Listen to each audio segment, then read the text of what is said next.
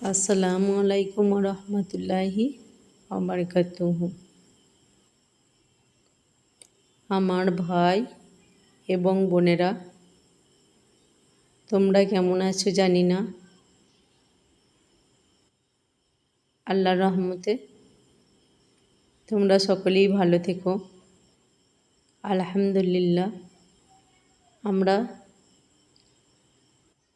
খুব ভালো আছি আল্লাহর রহমতে। আমি আজ তোমাদেরকে সেদ্ধ করা মাংস দিয়ে চপ বানিয়ে দেখাবো। তাই কিছুটা সেদ্ধ মাংস নিয়ে আমি ছোট্ট ছোট্ট করে কেটে নিয়েছি, আর নিয়েছি কয়েকটি পেঁয়াজ দিয়ে লম্বা করে কেটে নিয়েছি। এখানে আমি কি কি মশলা ব্যবহার করছি দেখো: লঙ্কার গুঁড়ো, আদা রসুনের পেস্ট, জিরের গুঁড়ো, ধনের গুঁড়ো আর কাঁচা লঙ্কা কোচানো দিয়ে, আর গরম মশলা আর অল্প পরিমাণ মিট মশলা। গরম মশলা দেওয়ার কারণ হলো এই চপে গরম মশলা দিলে স্বাদটা খুব বেড়ে যায়, তাই অল্প পরিমাণ গরম মশলা দিয়ে দিলাম। এরপরে আমি দিচ্ছি কয়েক চামচ বেসন। বেসনটা তোমরা নিজেদের ইচ্ছা মতো দিতে পারো, বাড়িয়ে কমিয়ে। কিন্তু মাংসটাকে মাখাবার সময় একটু শক্ত শক্ত করে মেখে নিতে হবে। নরম হয়ে গেলে চপটি ভালো হবে না, খেতেও ভালো লাগবে না। তাই আমি দেখো হাত দিয়ে শক্ত করে মেখে নিচ্ছি।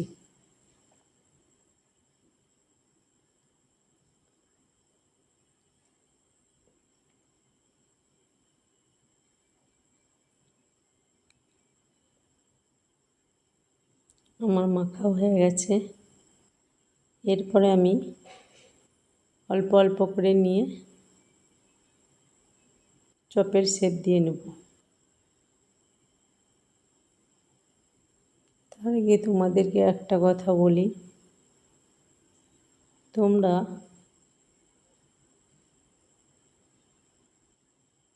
সকলেই খুব ভালো থেকো, আর আমাদের জন্য আল্লাহর কাছে একটু দোয়া চেয়ে নিও, যেন সকলেই ভালো থাকতে পারি।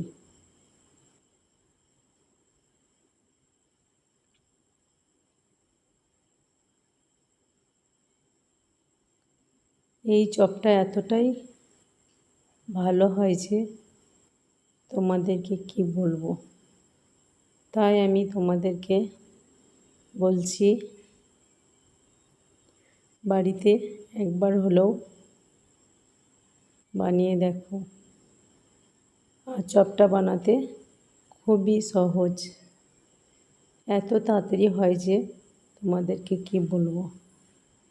দেখো আমার চপগুলো বানানো হয়ে গেছে। এরপরে আমি ওভেনের মধ্যে একটা কড়াই বসিয়ে দিয়েছি। কড়াইয়ে আমার তেলটা দেখো একটু লাল লাল টাইপের, কারণ আমি চপটা সর্ষে তেল দিয়ে ভাজবো। আমি সব চপগুলো কড়াইয়ের মধ্যে দিয়ে একটু নড়িয়ে দিলাম। আমি চপগুলোকে একটু লাল লাল করে ভেজে নেব।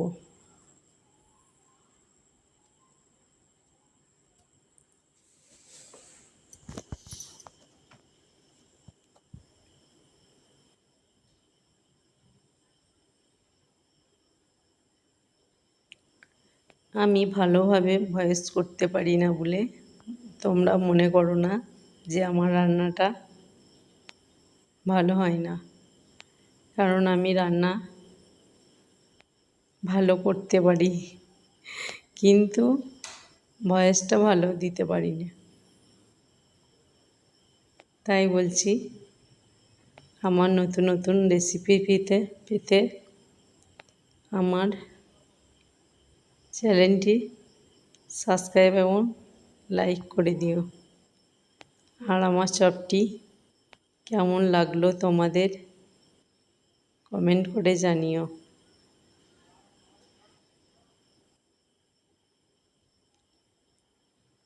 জানি না আমি কতদূর এগিয়ে যেতে পারবো, তাই তোমাদের বারবার বলছি আমার পাশে থেকো, আমাকে এগিয়ে যেতে সাহায্য করো।